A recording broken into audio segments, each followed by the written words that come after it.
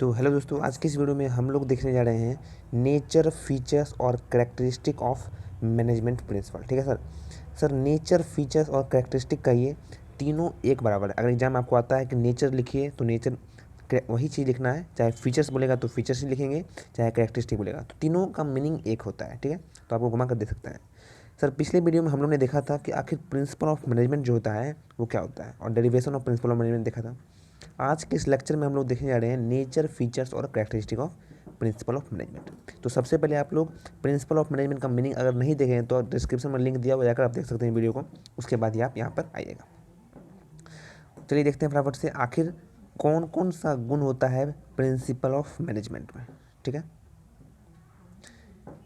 चलिए principal of management का characteristic देखते हैं। तो 5 पॉइंट देखेंगे दोस्तों, ज़्यादा नहीं देखेंगे, केवल 5 देखेंगे कैरेक्टरिस्टिक। पहला आता है हमारा यूनिवर्सलिटी। ठीक है, पहला क्या है? यूनिवर्सलिटी। प्रिंसिपल ऑफ मैनेजमेंट क्या होता है तो हमने देख लिया था कि प्रिंसिपल ऑफ मैनेजमेंट एक ऐसा स्टेटमेंट होता है जो कि मैनेजर डिसीजन मेकिंग में और एक्शन में हेल्प करता है। अब इसका गुण क्या है आखिर? प्रिंसिपल ऑफ मैनेजमेंट जो हेल्प करता है, कैसे हेल्प करता है, कुछ उसका पास गुण क्या है? तो 5 गुण मैं आपको बताऊंगा। पहला है यूनिवर्सलिटी। पहला क्या है? यूनिवर्सलिटी। सर यूनिवर्सलिटी मतलब क्या होता है? यूनिवर्सलिटी का मतलब होता है कि किसी भी ऑर्गेनाइजेशन में काम आ जाए। क्या सर? किसी भी ऑर्गेनाइजेशन में वो काम आ जाए, चाहे कोई भी ऑर्गेनाइजेशन हो, चाहे कोई भी संस्था हो, चाहे कोई भी बिजनेस हो, चाहे नॉन बिजनेस एक्टिविटी हो, हर बिजनेस एक्टिविटी या हर नॉन बिजनेस एक्टिविटी में काम आने वाला और हर जगह सटीक बैठने वाला क्या कहता है सर? यूनिवर्सलिटी।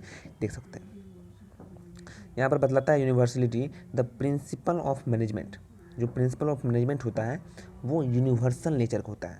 जो प्रिंसिपल ऑफ मैनेजमेंट होता है वो किस नेचर का होता है? यूनिवर्सल नेचर का होता है। आइए देखते हैं। कहता है the principle of management are universal in nature, that means they can be applied in all type of organisation irrespective of their size और इट्स नेचर। जो मैंने कहा वही चीज़ साफ साफ लिखा हुआ है, ध्यान से सुनिए, देखने से ज़्यादा सुनिए।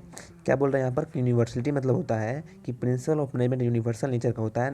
यूनिवर्सल का मतलब होता है कि वो किसी भी ऑर्गेनाइजेशन में काम आ जाए, चाहे वो बिजनेस हो, चाहे नॉन बिजनेस हो, चाहे वो बड़ा हो, चाहे छोटा हो। द रिजल्ट में वैरी। सर वैरी का मतलब क्या होता है? सर वैरी का मतलब क्या होता है? वैरी का मतलब होता है भिन्नता, डिफरेंट। उसका जो रिजल्ट होता है, उसका जो परिणाम होता है वो डिफरेंट आ सकता है। And application may be modify but these are suitable for all kind of organisation. कहता है कि यदि इसे अलग अलग संस्था में हम यूज करते हैं, अलग अलग ऑर्गेनाइजेशन में यूज करते हैं, तो उसका जो परिणाम आता है वो डिफरेंट आ सकता है, लेकिन जो उसका एप्लीकेशन भी हम लोग मॉडिफाई कर सकते हैं और हर एक ऑर्गेनाइजेशन में सूटेबल हो सकता है। तो क्या हम समझा सर? हम लोग ने समझा कि प्रिंसिपल ऑफ मैनेजमेंट का पहला नेचर देखा कि प्रिंसिपल ऑफ मैनेजमेंट यूनिवर्सलिटी होता है। एग्जाम में पूछता है, हर बार पूछता है बार बार कि नेचर, फीचर्स या फिर कैरेक्टरिस्टिक बताइए। तो पहला लिखेंगे सर यूनिवर्सलिटी, लिखकर ये पॉइंट को लिख देंगे। किस पॉइंट को सर? इस पॉइंट को जो इन्हें ब्लू से लिखा है, यहाँ से लेकर आपको पूरा लिखना पड़ेगा कि आखिर जो प्रिंसिपल ऑफ मैनेजमेंट होता है वो क्या होता है। नोट कर लीजिए। ऐसे पीडीएफ आपको कहाँ से मिलेगा? ये जो पीडीएफ है आपको मिलेगा टेलीग्राम चैनल पर, वैभव कॉमर्स क्लासेस। लिंक दिया हुआ है उस टेलीग्राम चैनल का डिस्क्रिप्शन में, तो डिस्क्रिप्शन में जाइए और ज्वाइन हो जाइए टेलीग्राम पर। तो आपको बिल्कुल फ्री में पीडीएफ मिलेगा। तो आप जो जो यहाँ पर मैंने जो ब्लू ब्लू किया है आप भी कीजिए और नोट कीजिए उसको और लर्न कीजिए। नेक्स्ट दूसरा फीचर्स सर क्या है? पहला फीचर्स तो देख लिया कि यूनिवर्सलिटी। दूसरा फीचर्स है यहाँ पर हम लोग का इवोल्यूशनरी। इसको मिला देते हैं, आप लोग लिख लीजिएगा। दूसरा फीचर्स क्या है सर? दूसरा फीचर्स यहाँ पर है इवोल्यूशनरी। क्या है सर? इवोल्यूशनरी। इवोल्यूशनरी का मतलब क्या होता है? ये बहुत ज़रूरी है कि सर यूनिवर्सलिटी का मतलब तो समझ लिए कि यूनिवर्सलिटी का मतलब तो हम लोगों ने समझ लिया, लेकिन इवोल्यूशनरी का मतलब क्या होता है? आइए इसको समझते हैं। पहले जो लिखा हुआ उसको समझते हैं, उसको पढ़ते हैं कि क्या लिखा हुआ है। ठीक है, तो इवोल्यूशनरी समझते हैं। इवोल्यूशनरी आखिर कहते किसको है? यहाँ पर रीड करते हैं। यहाँ पर कहता है कि evolutionary the management principle are evolutionary nature. जो मैनेजमेंट प्रिंसिपल होता है इवोल्यूशनरी नेचर का होता है, मतलब इवोल्यूशनरी नेचर का होता है। कौन? Management principle. लेकिन सर इवोल्यूशनरी मतलब होता क्या है? देखिए, these have been develop on the basis of numerical data and the experience of the manager. Evolutionary मतलब होता है कि वो जो प्रिंसिपल ऑफ मैनेजमेंट होता है वो यूं ही ऐसे ही प्रिंसिपल नहीं है, वो मैनेजर के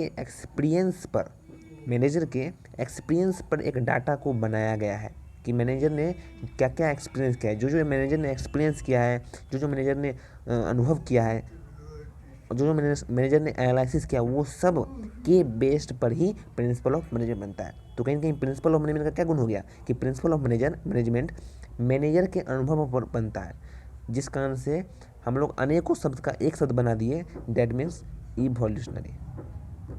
क्या तो सर इतना हम लोग समझ गए कि इवोल्यूशनरी किसको कहते हैं कि मैनेजर के अनुभव पर, जो भी मैनेजर ने अनुभव किया है, जो भी मैनेजर ने डाटा तैयार किया है, उसके बेस पर प्रिंसिपल ऑफ मैनेजमेंट बनाया जाता है। कहीं ना कहीं हम लोग कह सकते हैं कि प्रिंसिपल ऑफ मैनेजमेंट इवोल्यूशनरी है। तो दूसरा कैरेक्टरिस्टिक हो गया हमारा इवोल्यूशनरी। तीसरा देखते हैं, तीसरा that is relativity. Sir relativity क्या होता है, ये देखते हैं रिलेटिविटी क्या होता है। तो इसको मेरा देते हैं, आप नोट डाउन कर लीजिएगा, PDF आपको मिल जाएगा हमारे टेलीग्राम चैनल पर, देख लीजिएगा, सबको नोट कर लीजिएगा। चलिए, ये तो किताब वाला है सर, कुछ मेरा नोट्स खुद का नोट्स का है, तो ये सब मैंने पॉइंट देख लिया क्योंकि ज़रूरी था, तो मैंने किताब से जोड़ कर रखना पड़ेगा। ठीक, चलिए नेक्स्ट चौथा पॉइंट के तीसरा पॉइंट है रिलेटिविटी। सर रिलेटिविटी का मतलब क्या होता है? जो प्रिंसिपल ऑफ मैनेजमेंट होता है वो रिलेटिव नेचर का होता है। इसको हम लोग फीचर्स भी कह सकते हैं और कैरेक्टरिस्टिक भी कह सकते हैं, तो इतना याद रखिएगा। आइए देखते हैं कि रिलेटिविटी क्या होता है। ठीक है, चलिए देखते हैं रिलेटिविटी किसको कहते हैं। चलिए, यहाँ पर बोल रहा है कि principle of management are relativity. Sir relativity का मतलब क्या होता है, थोड़ा सा बता दीजिए।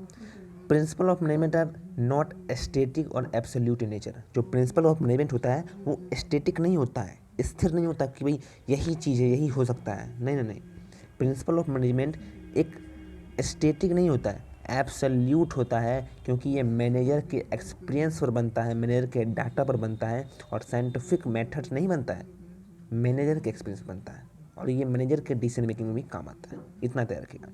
तो कहीं कि रिलेटिविटी मतलब क्या होता है कि management principle are not statics, these are absolute in nature, they have to applied keeping in view the prevailing situation. इसको अप्लाई किया जाता है, इसको मैनेजमेंट प्रिंसिपल ऑफ मैनेजमेंट को, या फिर मैनेजमेंट प्रिंसिपल, दोनों एक ही है, प्रिंसिपल ऑफ मैनेजमेंट को अप्लाई किया जाता है कुछ सिचुएशन पे। एक कंडीशन वैसा आ जाता है जिस कारण से प्रिंसिपल ऑफ मैनेजमेंट को स्विच ओवर करना पड़ता है। तो क्या हम लोग देखा कि सर तीसरा कैरेक्टरिस्टिक है, तीसरा कैरेक्टरिस्टिक क्या है, रिलेटिविटी। मतलब कि मैनेजमेंट प्रिंसिपल रिलेटिविटी है, मैनेजमेंट प्रिंसिपल एब्सोल्यूट है, ना कि स्टैटिक। चौथा पॉइंट क्या है सर, आइए देखते हैं चौथा पॉइंट। चौथा पॉइंट कहता है फ्लेक्सिबिलिटी। चौथा पॉइंट क्या कहता है, फ्लेक्सिबिलिटी है।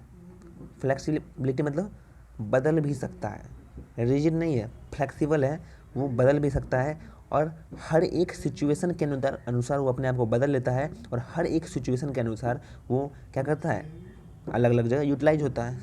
आइए देखते हैं फ्लेक्सिबल क्या करता है। प्रिंसिपल ऑफ मैनेजमेंट जो होता है फ्लेक्सिबल होता है। कैसे होता है फ्लेक्सिबल, आइए देखते हैं।